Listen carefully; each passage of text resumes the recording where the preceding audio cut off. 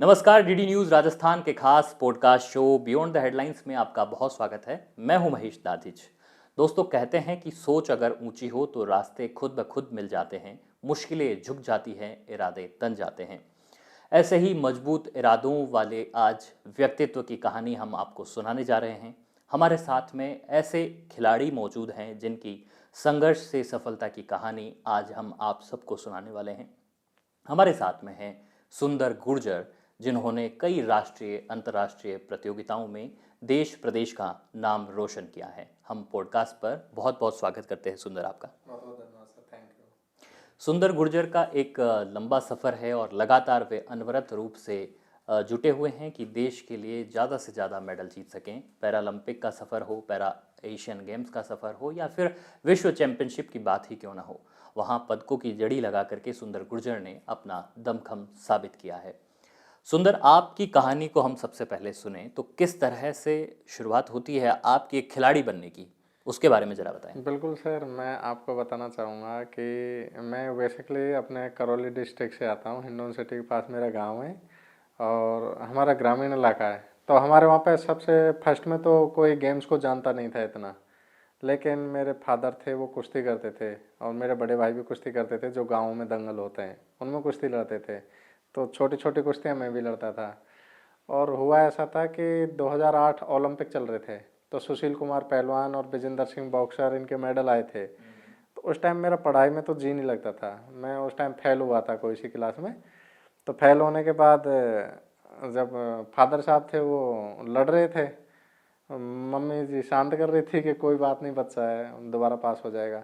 तो जब वो ओलंपिक देखा था तो मैंने सोचा ये पढ़ाई से बचने के लिए ये खेल सबसे बढ़िया है, क्योंकि उस टाइम प्रोत्साहन अच्छा मिल रहा था पहलवानों को। सुशील पहलवान, विजेंद्र बॉक्सिंग, एक थोड़ा मैं टीवी पे देख रहा था, घर पे न्यूज़पेपर भी देख रहे थे। तो मैंने सोचा आज मैं कुश्ती मतलब पहलवान ही बनूंगा। लेकिन हुआ ऐसा था कि उस टाइम जो कुश्ती थे, एक्चुअली में जो मैट की कुश्ती और इस जो गेम्स की तरफ ले जाने के लिए वो मेरे को कोच नहीं मिल पाए थे। तो मैंने सोचा था कि मुझे खेलना है, चाहे कहीं भी खिलाओ मुझे।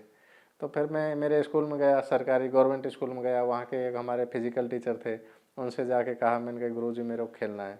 8वीं क्लास में पढ़ता था। तो उन्होंने कहा कि अभी अंडर 14 के डिस्ट्रिक्ट टूर्नामेंट होंगे तो आप खेल लेना। तो फिर मैंने कहा ठीक है सर, मैं कहाँ खेल सकता हूँ। तो उन्होंने कहा कि शॉर्ट पुट में जगह खाली है। तो ठीक है, मैंने कहा सर मेरा कहीं भी एंट्री कर दीजिए लेकिन मुझे खिला लीजिए। तो मैं शॉर्ट पुट में खेलने गया, शॉर्ट पुट में खेलने गया करौली, तो मैं पहले नंबर पर आया। तो कहीं ना कहीं मेरे कॉन्फिडेंस इतना अप हुआ कि यार मैं पूरे करौली में पहले नंबर पर, क्योंकि उस टाइम हम बच्चे थे। तो डिस्ट्रिक्ट में फर्स्ट होने मेरे अंदर तो वही जोश था कि ओलंपिक जीतना है, ओलंपिक जीतना है। मैं सोता था ओलंपिक, जगता था, क्योंकि मेरे को पढ़ाई से पीछा छुड़वाना था। ओके, पढ़ाई से पीछा छुड़ाना था तो लगता था कि हाँ, कि खेल से मुझे बच खेल जाएंगे। करना है, खेल क्योंकि से बच हमारे जाएंगे। वहाँ ज़्यादातर आर्मी में लोग लगते हैं। मेरा पूरा जो क्षेत्र आता है करौल डिस्ट्रिक्ट में, हमारे जो ग्रामीण एरिया आता है वहाँ से 70% आर्मी में जाते हैं लोग। तो मुझे तो लगना है कि खेल के माध्यम से आर्मी में जाऊँगा मैं, क्योंकि खिलाड़ियों को आर्मी में भर्ती ले लेते हैं। तो फिर मुझे जब वो हम शॉर्ट पुट में खेलने गए, डिस्ट्रिक्ट में मेडल आया। तो स्टेट टूर्नामेंट था, 1 महीने बाद जयपुर होना था।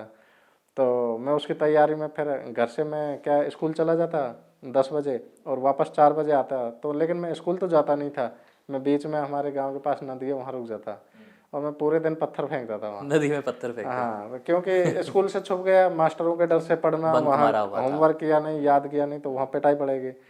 तो मैं सुबह 10 बजे बस्ता लेके गया, बस्ता रख देता और वहाँ मेरे जैसे दो एक बच्चे थे कमज़ोर, उनको भी रोक लेता था, ग्रुप बना लिया। अच्छा, तो सारा दिन पत्थर, अब स्कूल से 4 बजे से पहले कर नहीं जा सकता। तो वो सुबह से तो वो 10 बजे टाइम से पास 4 बजे करने के तक लिए पत्थर ही वहाँ। फेंकना था। अच्छा, गोला तो था नहीं, वो पत्थर फोड़ के बना रखा, तो उसे फेंकता रहता था, कुश्ती लड़ते रहते थे, मतलब मेहनत करते तो थे। वो खेल की शुरुआत वहाँ से हो गई कि पत्थर फेंकने में कौन हाँ, पत्थर फेंकते थे। आगे तो जाता है, पत्थर किसका हाँ, आगे उन जाता बच्चों है। को भी रोक लेता था। हाँ। तो फिर वहाँ से हम स्टेट खेलने आए, स्टेट खेलने आए तो मैं फर्स्ट आया। तो फिर मेरा कॉन्फिडेंस और हुआ कि मैं राजस्थान में 33 जिले हैं और उनमें मैं पहले नंबर पर आया हूँ। तो कहीं ना कहीं एक बच्चे का मोटिवेशन प्रोत्साहन मिलता मिल गया वहाँ से। है। तो मुझे मिला। उसके बाद हमारा नेशनल होना था कोची एर्नाकुलम। तो अंडर 14 के चल रहे थे स्कूल, तो मैं खेलने गया, वो हमारे 2-3 महीने बाद था। फिर तो मैं और डबल मेहनत करने लग गया। फिर तो घर वालों को भी ऐसा लगा कि स्टेट में फर्स्ट आया तो क्या नेशनल में भी आ जाएगा, तो आर्मी का जुगाड़ बन जाएगा। मतलब आर्मी पे जाना चाह रहे थे हाँ, तो मेरा लग रहा था फोकस कि था। ठीक चल रहा है। हाँ, तो हम केरल खेलने गए। तो केरल में भी मेरा सेकंड नंबर आया था, मतलब सिल्वर मेडल आया था। तो 6 महीने में मैंने सोचा कि यार मैं पूरे भारत में जीत सकता हूँ, पहले नंबर पे पूरी कंट्री में आ सकते हैं। तो एक दिन मैं समझता नहीं था कि ओलंपिक बहुत बड़ा होता है, लेकिन जब से ऐसा ही लग रहा था कि बस इस नेशनल में जीत गए तो ओलंपिक भी जीत लेंगे। तो मैंने जितनी मेहनत किया, फिर वो साल का रिजल्ट आया, स्कूल का रिजल्ट आया फेल। फिर फादर साहब ने वापस लड़ना स्टार्ट किया, स्कूल गए कि फेल क्यों हो गया, उन्होंने कहा कि आज तक स्कूल ही नहीं आया। ओहो। फिर उस दिन मैं बहुत पिटा था, लेकिन पिटने के बाद कहीं ना गुरुजी से भी पिटे होंगे फिर तो। हाँ, सब नहीं पीटा, क्योंकि वो स्कूल गया नहीं, घर हाँ। वालों ने इतना फोकस नहीं दिया, वो सोचते थे कि स्कूल जाते हैं। लेकिन फिर उस टाइम एक्चुअली जब मेरा मेडल आया, तो हमारे हॉस्टल की ट्रायल होती थी जयपुर में, राजस्थान सरकार स्पोर्ट्स काउंसिल का हॉस्टल चलता है, खेल छात्रावास। बिल्कुल तो बिल्कुल। उस टाइम यहाँ पे कोच हुआ करते थे महावीर सैनी जी, और ये 2008 आठ की बात है। और उस टाइम चेयरमैन थे हमारे करौली के शिवचरण माली जी। तो मैं ट्रायल देने आया था, तो मेरे अंदर तो क्वालिटी तो थी, क्योंकि मेरे माँ बाप के जीन्स थे, मेरे फादर भी पहलवान था, भाई भी पहलवान था। एक खिलाड़ी तो अंदर था। हाँ था। जी। और सिर्फ मेरे को ओलंपिक ही दिख रहा था। तो यहाँ ट्रायल हुआ था, तो ट्रायल में मेरा बहुत अच्छा हुआ था, तो ट्रायल में मेरा सिलेक्शन महावीर जी ने कर लिया, तो मैं हॉस्टल में आ गया। मतलब बहुत कम उम्र से ही ओलंपिक का ख्वाब हाँ, पाल मेरा लिया था। ख्वाब तभी से था ओलंपिक ओलंपिक, क्योंकि मैंने वो देखे थे ना, पहले सुशील पहलवान और वो, तो मुझे ओलंपिक जीतना है। तो फिर महावीर जी ने मेरा सिलेक्शन कर लिया। बिल्कुल अब बिल्कुल। मुझे एक स्टैंड मिल गया, और एक कोच मिल गया, एक ग्राउंड मिल गया, एक मतलब अब तो मुझे करना है बस। अब पढ़ाई का पीछे जब भी छूटेगा, करना है।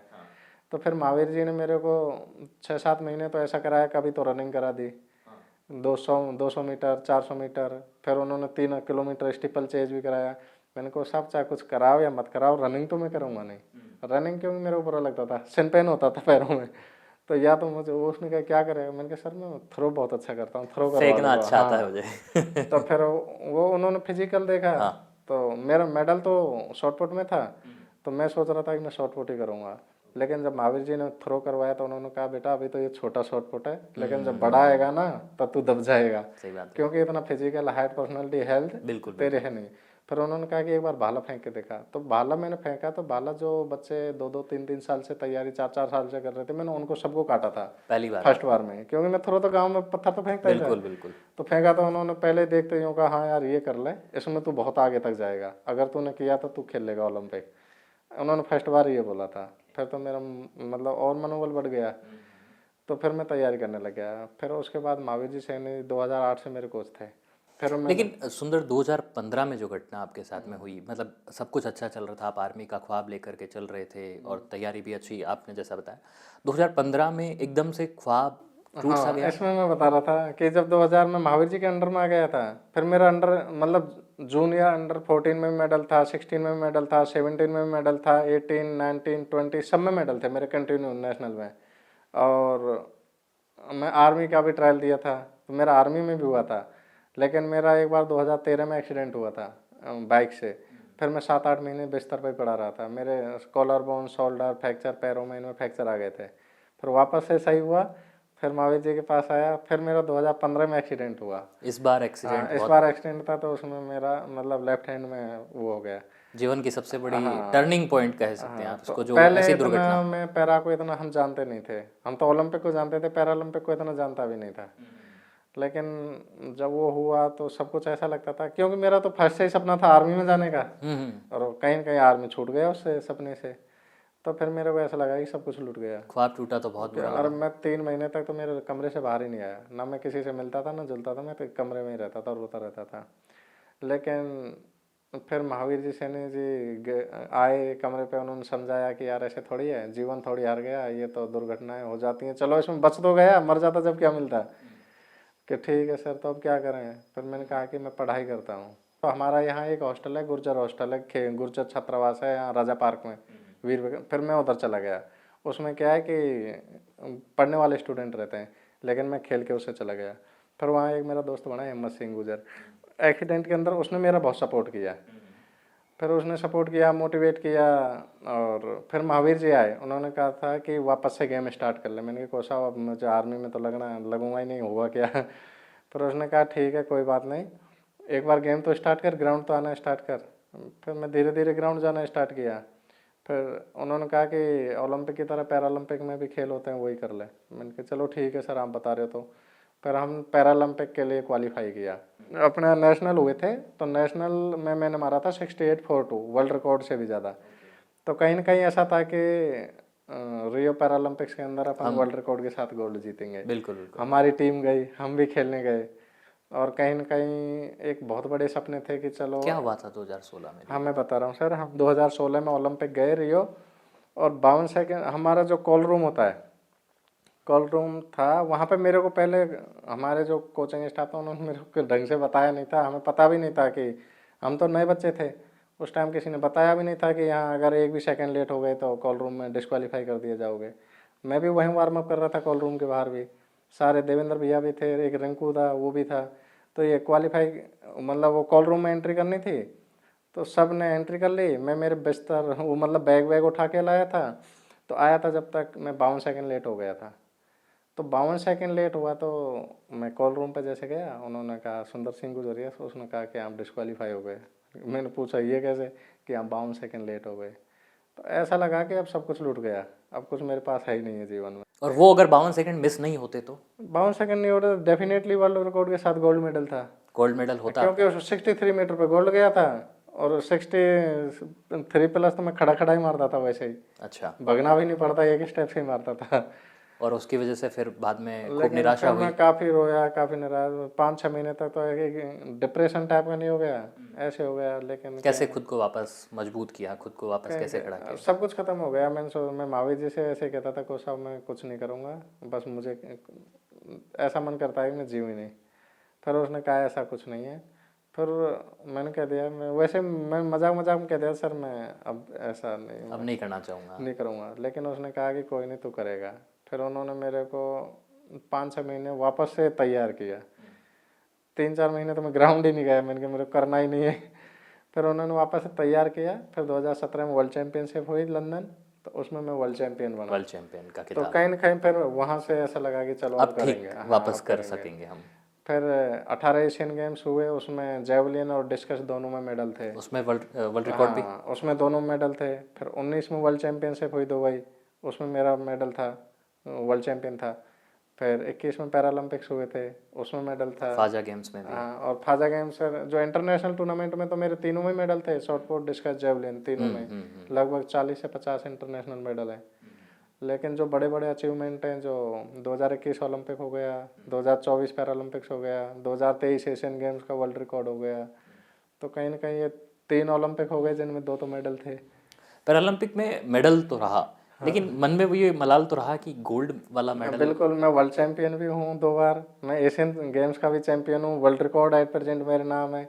लेकिन कहीं कहीं न कहीं ओलंपिक मेरा किस्मत में सेट नहीं हो रहा है, क्योंकि पैरालंपिक का 2016 हाँ पैरालंपिक्स मेरा 2016 मिस हो गया। हम्म 2021 और 2024 पैरालंपिक्स जब आए थे, ओलंपिक से एक एक महीने पहले मैं इंजरी में हुआ हूँ। हम्म तो इंजरी में होने के बाद भी मैं धन्यवाद देना चाहता हूँ मेरे कोच का, मेरे फिजियो का, मेरी टीम का, कि उन्होंने कम से कम मेडल तक पहुँचाया। वरना तो कहीं न कहीं ऐसा था कि पार्टिसिपेट भी नहीं कर पाए। लेकिन पैरालंपिक्स, अब उम्मीद है, आशाएं कि भगवान कहीं ना कहीं 2028 में अच्छा करेंगे, हम तो सपोर्ट। राजस्थान में इस समय में खेलों का काफ़ी माहौल जो है वो बना हुआ है। आपने देखा है कि एक अरसे से राजस्थान में खेलों की तस्वीर काफ़ी बदलने लगी है।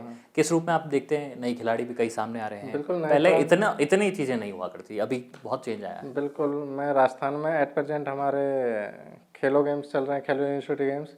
कहीं कहीं ये अच्छा है, अपने बच्चों को आज हमारे बच्चे देख रहे हैं तो कहीं ना कहीं मोटिवेट, जैसे मैं 2008 के ओलंपिक देख के वो हुआ था मोटिवेट, तो कहीं ना कहीं इनको भी जब बच्चे देखेंगे तो कहीं ना कहीं वो भी एक होंगे कि प्रेरणा हम भी, मिलती हाँ है। प्रेरणा मिलती है कि हम भी खिलाड़ी बनेंगे। हम्म तो राजस्थान सरकार भी खिलाड़ियों को काफ़ी पॉजिटिव रिस्पॉन्स दे रही है। पिछली सरकार ने भी काफ़ी सरकार मतलब बहुत सारी नौकरियां दी थी, जिसमें हम भी खुद फर्स्ट ग्रेड ऑफिसर बने थे। और ये सरकार भी काफ़ी अच्छा पॉजिटिव काम कर रही है, और हमें आशा है कि ये खिलाड़ियों के लिए काफ़ी अच्छे दरवाजे और खोलेगी। लेकिन आप लोग जो मेडल जो आप हासिल कर चुके हैं उसके बाद में आप लोग गवर्नमेंट जॉब में भी अभी सर्विस दे रहे हैं। जी किस रूप में आप देखते हैं कि गवर्नमेंट जॉब के साथ साथ में अपनी तैयारी पर फोकस करना किस रूप में हो पाता?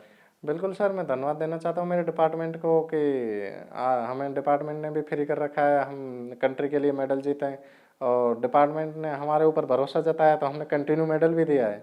हम 2020 में सर्विस लगे थे, 2021 में मेडल था पैरालंपिक्स में, 2022 में मेडल था, 2023 एशियन गेम्स में था, 2024 पैरालंपिक्स में, 2025 में वर्ल्ड चैंपियनशिप में मेडल, मतलब कंटिन्यू मेडल दिया है। तो कहीं ना कहीं उन्होंने हमारा सपोर्ट दिया है, हमें फ्री किया है, तो हम मेडल जीत पा रहे हैं। लेकिन एक बात सुंदर, आप भी ये महसूस करते होंगे, मैंने भी कई समय तक स्पोर्ट्स कवर किया और मैंने ये महसूस भी किया, सरकारें भले कोई भी हो, हम किसी राजनीतिक दल के बारे में अगर बात नहीं भी करें और हम अगर देखें तो सिस्टम में एक चीज़ नज़र आती है कि जो अवार्ड की राशि समय पे मिल जानी चाहिए खिलाड़ियों को, वो कहीं ना कहीं कमी खलती है। नहीं, ये तो इम्पोर्टेंट है कि खिलाड़ी को अगर टाइम से पैसा मिलता है, क्योंकि हर खिलाड़ी तो पैसा वाला है नहीं। बिल्कुल। तो कोई कोई खिलाड़ी तो ऐसे बेचारे कर्जा लेके तैयारी करते हैं, अब उनके कैश अवार्ड नहीं आते 2-2 साल 3-3 साल तक, तो 4-4 साल तक उन्होंने तो कर्जा लिए बेचारे लाख रुपए, वो तो हो गए 4 लाख रुपए। तो कहीं ना कहीं अगर मेडल कंटिन्यू उनका कैश अवार्ड का टाइम से मिलता रहता है, उनको तैयारी मेंटेन रहती है, अच्छी तैयारी को, लेकिन बड़े लेवल पर आने के बाद तो खिलाड़ी को सब कुछ मिल जाता है, लेकिन जो बेसिक रहता है, जो स्टेट के मेडल के पैसे, नेशनल मेडल, ये टाइम से टाइम मिले तो ज़्यादा बेटर रहेगा। अवार्ड्स भी हम देखते हैं, महाराणा प्रताप अवार्ड जो है वो बहुत देरी से बिल्कुल सर, मिलता मैं है। बताना चाहूँगा, महाराणा पिछली प्रताप सरकारों में भी देखा। 2018 के लगभग 18 का दिया था, उसके बाद आज 2025 दिया हो गया, आज तक नहीं मिला है। कहीं ना कहीं जो भारत सरकार अपने अर्जुन पुरस्कार, खेल रत्न पुरस्कार देती है, इसी तरह हर साल महाराणा प्रताप पुरस्कार भी हर साल दिया जाए तो सबसे बेस्ट रहेगा, गुरु वशिष्ठ अवार्ड, महाराणा प्रताप अवार्ड। एक बात यह कि स्पोर्ट्स को लेकर के बात हम खूब करते हैं, हमारे खेल मैदानों को लेकर के और हमारे खिलाड़ियों के सुविधाएं, संसाधन, उनके डाइट्स, उनको लेकर के कितना काम होना चाहिए, उस पर क्या बोलना चाहेंगे? बिल्कुल सर, हमारी सरकार खेल छात्रावास तो पहले से ही चलाती है, लेकिन कहीं न कहीं उनकी और सीटें बढ़ा देनी चाहिए। और राजस्थान पहले तो अपने पैरा के लिए हॉस्टल नहीं थे, आजकल पैरा एकेडमी भी चला दी है राजस्थान सरकार ने, तो ये काफ़ी सराहनीय काम है। तो इनकी सीटें और बढ़ा देनी चाहिए तो और ज़्यादा खिलाड़ियों को मौका मिलेगा। करौली से ताल्लुक़ रखते हैं आप, करौली के कई युवा आपको देख करके आइडियल मानते होंगे, कई बिल्कुल लोग बिल्कुल। आगे आ रहे होंगे, कई बच्चे तैयारी कर रहे होंगे और भी। हाँ, सबसे पहले मैं बताना चाहता हूँ कि मैं हमारे उधर से करौली क्या अपने भरतपुर संभाग से ही पहला खिलाड़ी हूँ। हमारे उधर हम पहले खेल में आते थे तो वो कहेंगे कि खेल में क्या लेगा, खेल के क्या करेगा। तो अब कहीं ना कहीं हमारे जो क्षेत्र के लोग हैं, हमारे आपस में नाते रिश्तेदारी के जो भी लोग हैं, अब उनको कम से कम ये है कि हाँ खेल में सब कुछ है, क्योंकि वो प्रैक्टिकली मेरे को देख रहे हैं। अब कहते हैं कि खेलोगे कूदोगे बनोगे नवाब। हाँ, वो कहते थे कि पहले तो कहते थे खेलोगे कूदोगे कूदोगे बनोगे बनोगे गंवार, खराब। पढ़ोगे हाँ लिखोगे बनोगे नवाब। लेकिन हाँ, अब वो अशोक कहावत चांद्रा जी ने एक नारा दिया था कि कहावत बदल गई, कहावत खेलोगे बदल गई। कूदोगे बनोगे, वो पढ़ोगे लिखोगे बनोगे नवाब, और खेलोगे कूदोगे बनोगे लाजवाब। तो आजकल खेलो कूदोगे तो लाजवाब बन जाएंगे। खेल कूद के बहुत सारे अवसर मिलने लगे हैं, वो अब गवर्नमेंट जॉब्स में भी हम ये देख रहे हैं। बिल्कुल, 2% गवर्नमेंट कोटा जॉब की भी में बात भी कर लें, ओलंपिक पोडियम जैसे स्कीम जो है वो भी बहुत मददगार साबित हो रही है केंद्र सरकार की तरफ से, अगर हम बात बिल्कुल, करें। केंद्र सरकार ने टॉप से स्कीम चला रखी है, टारगेट ओलंपिक पोडियम स्कीम, जिसके तहत मैं भी 2016 से कंटिन्यू उसके अंदर हूँ। और उसके अंदर खिलाड़ी को ट्रेनिंग का, कोच का, फिजियो का, मसाजर का, मतलब काफ़ी सपोर्ट मिल जाता है। बाहर ट्रेनिंग करने जाते हैं उसका बेनिफिट मिल जाता है, इक्विपमेंट्स का मिल जाता है। तो कहीं ना कहीं वो बहुत बड़ा बेनिफिट है खिलाड़ी के लिए। आपको इंजरी की काफ़ी परेशानी रही और उसके साथ में खेल पर भी उसका असर, कैसे मैनेज किया?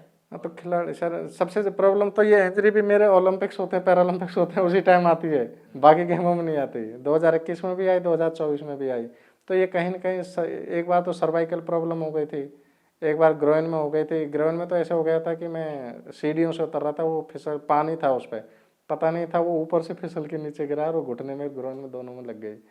तो एक कहीं कोविड के दौरान में खुद को स्टेडियम में कैद करने का कैसे आइडिया आया था? तो वो उस टाइम कोविड का तो इतना, वो न्यूज़ों के अनुसार भी इतना वो हो गया था कि पता ही नहीं क्या प्रॉब्लम है, और ओलंपिक होगा नहीं होगा उसमें। तो फिर गांव जाते तो गांव में तो ग्राउंड तो था नहीं। हाँ हाँ। तो कहीं ना कहीं तैयारी को मेंटेन करना है, तो स्टेडियम से बढ़िया ऑप्शन कहीं लग नहीं रहा था, और स्टेडियम में कोई आता भी नहीं था, तो डिस्टेंस वैसे भी ठीक था लोगों से, तो वहाँ तैयारी भी करते थे, वहीं रहते थे। तो हमने 5-6 महीने तो स्टेडियम में ही रहे थे कंटिन्यू। तो काफ़ी उस टाइम फिर पैरालंपिक्स भी हुए थे, फिर उसमें मेडल आया था।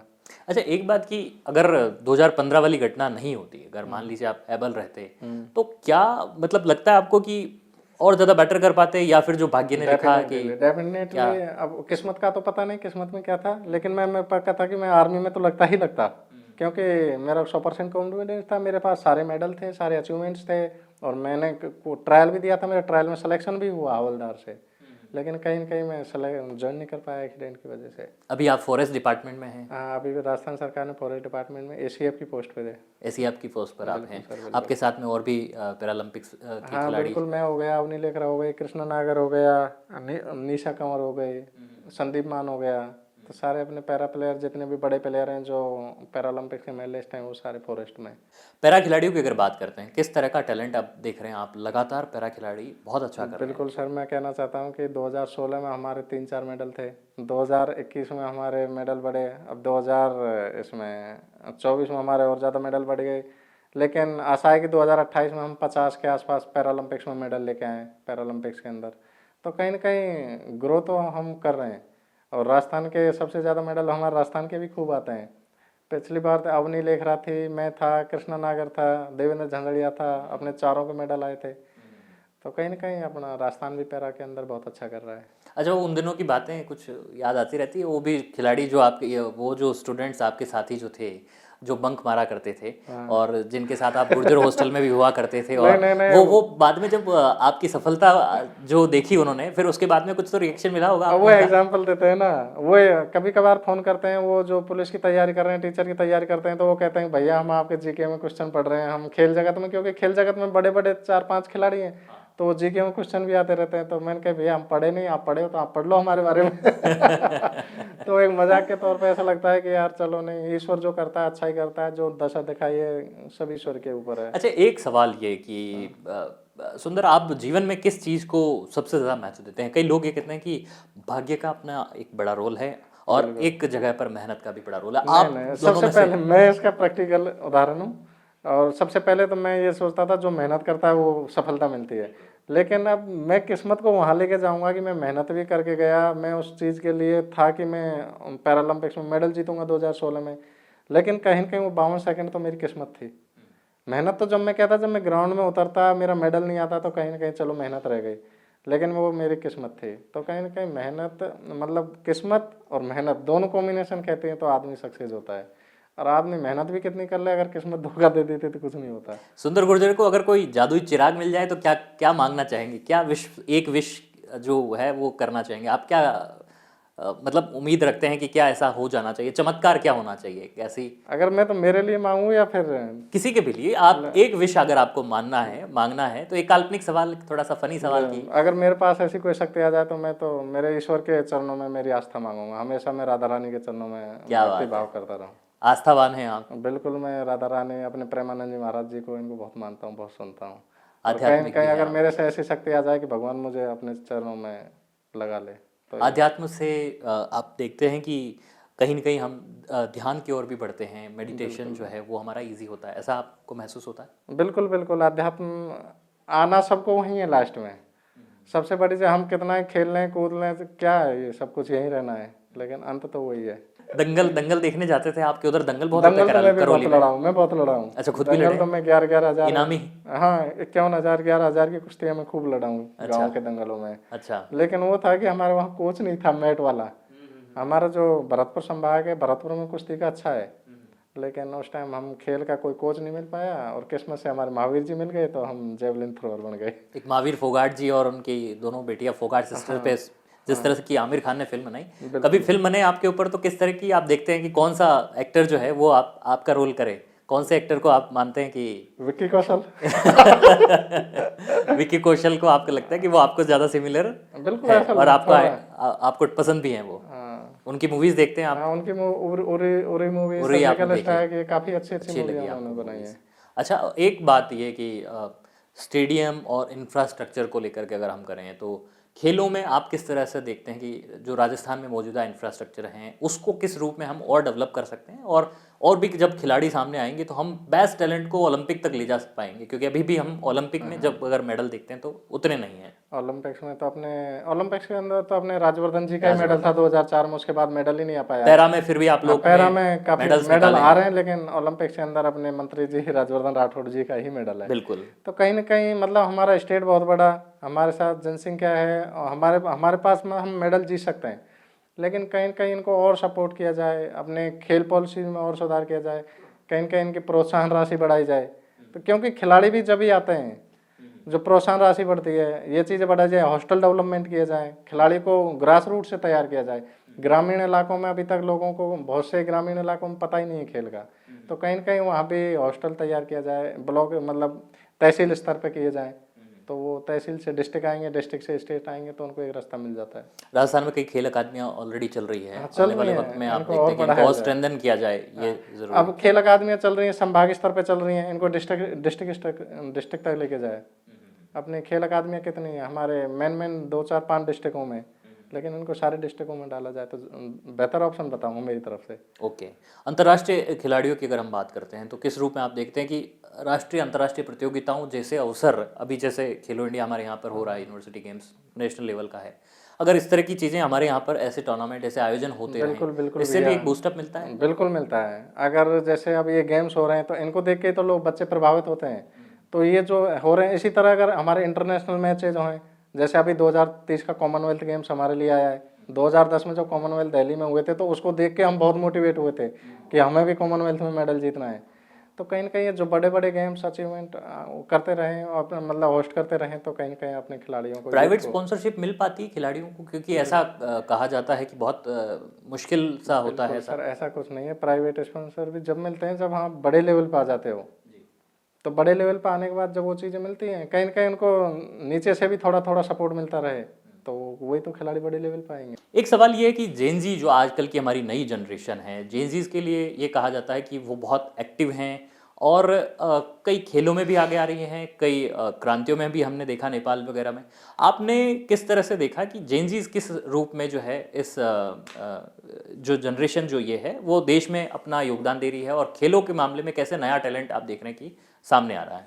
बिल्कुल सर, जो अपनी नई जनरेशन आ रही है, तो नई जनरेशन ज़्यादातर, तो मैं बताता हूँ इनकी कमियाँ क्या है। सबसे बड़ी कमी तो हमारी मोबाइल है, 24 घंटे मोबाइल में ही लगे रहते हैं ज़्यादातर। तो जब भी खाली टाइम, अपन क्या है, अपन कोई भी फील्ड हो, लेकिन बच्चे हैं काफ़ी टैलेंटेड है। हमारे टाइम पे तो 10वीं पास ही होना महाभारत था, आजकल तो 90% से नीचे परसेंटेज नहीं बनने। तो कहीं ना कहीं एक टैलेंट तो बहुत बढ़ रहा है इन बच्चों के अंदर। तो इस टैलेंट को अगर अपन खेल की तरफ भी लगाएं, तो और लगा भी रहें, क्योंकि हिस्ट्री में पहली बार अपने नीरज चोपड़ा का मेडल आया है, तो और पहली बार मेडल ही नहीं, उसने दूसरी बार भी मेडल जीता है। और ऐसा एक पहला खिलाड़ी है कि उसने Asian games champion, Commonwealth games champion, diamond league champion, junior world record holder, junior world champion, Olympic champion, all over champion. तो कहीं ना कहीं ये अपनी नई जनरेशन कर रही है। मोबाइल हमारा बड़ा दुश्मन बन रहा है हमारी नई जनरेशन का। मोबाइल का तो मैं बिल्कुल कहूँगा कि मोबाइल सबसे बड़ी, और आजकल जो सर्वाइकल की सबसे बड़ी समस्या ही मोबाइल से आ रही है। 24 घंटे मोबाइल में लगे रहते हैं। तो कहीं ना कहीं इन चीज़ों से दूर कर और अपना टारगेट बना के कंसंट्रेट करके और अपना अगर फोकस करेंगे तो। सोशल मीडिया पे एक्टिव रहते हो आप भी? बिल्कुल रहते हैं। बहुत ज़्यादा नहीं, बहुत समय ज़्यादा निकाल पाते? नॉर्मली। अच्छा। और मूवीज़ वगैरह देखने का, नॉवेल्स पढ़ने का कुछ ऐसा शौक? बिल्कुल, मेरा सबसे बड़ा शौक है कि मैं धार्मिक चीज़ें ज़्यादा देखता हूँ, भजन कीर्तन, और अपने प्रेमानंद जी महाराज, जितने भी अपने बड़े बड़े संत हैं, इनको मैं बहुत। कोई भजन आता तो भजन गा करके थोड़ा सा सुना दीजिए। मैं तो यही गाता हूँ, भजन मन कर ले भजन राधा रानी का, काय भरोसा जिंदगानी को। 2 लाइन सुना करके, अगर सुनाते हैं, भजन गाते हैं तो। मन मन कर ले भजन राधा रानी को, काय भरोसा जिंदगानी को।